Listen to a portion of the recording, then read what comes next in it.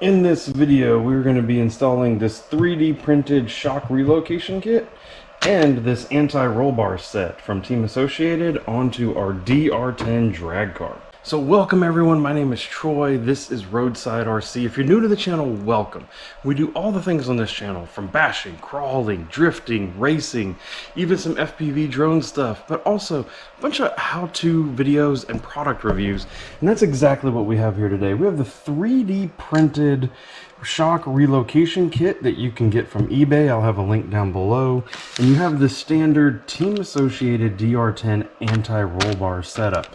One of the few things that is actually going to have been done to this car. We have started to convert it into a 13.5 turn legal car, but otherwise it's actually rather stock. So it has different ESC and motor in it, but otherwise it's pretty much as it comes out of the box as a ready to run. And so we are going to put these on there, and then we're going to head out and test if we can see a difference with them on them.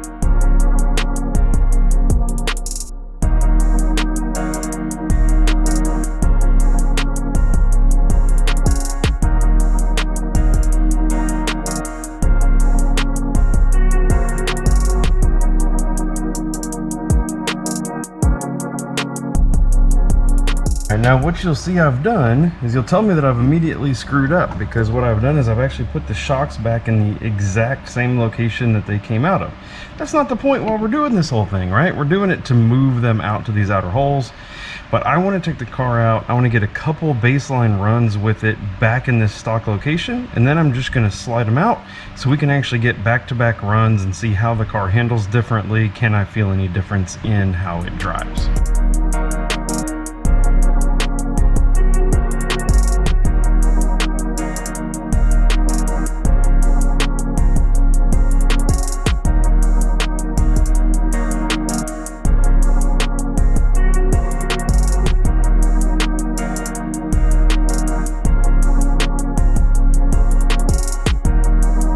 I have put these caps on per the instructions, but I've only loosely, I just got the thread started in here, because when I get out to the test site, I'm going to take these off in order to release the Swaybar so that it's not doing anything, so I can do a before and after run again, just like I want to do with the shock positions.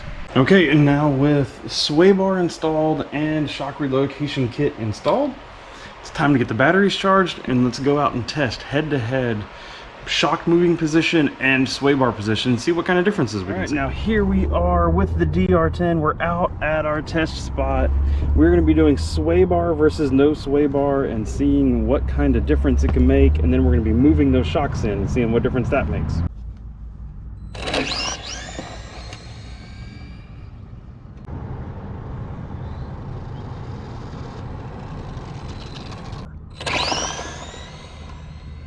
You can see a little bit of it there. You can see a little hike the wheels up, turn a little bit left, a little bit right. It still wanted to grip a little bit to one side as I took off, but after that, it did much better, didn't it? Oh, look at it carry those wheels. Oh, that was beautiful. Beautiful and straight as an arrow. Wow. Probably wasn't fast, but dang, it sure looked good.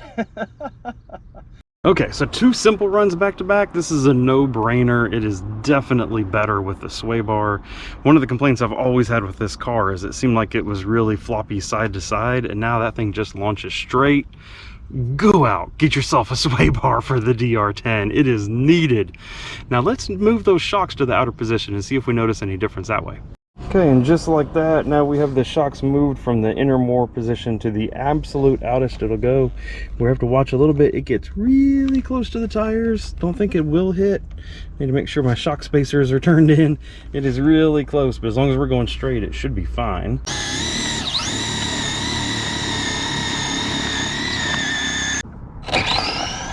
Oh, dead straight. Look at that.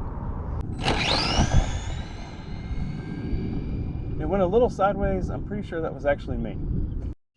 So for me personally, that was really quite an interesting test there on the DR10, and the results are actually rather simple. If you have a DR10 drag car, get the sway bar, get the outer shock mount location mod, and the car goes noticeably straighter for a very small amount of money. So definitely there. Now, I still have more to do. I got some tire testing I want to do.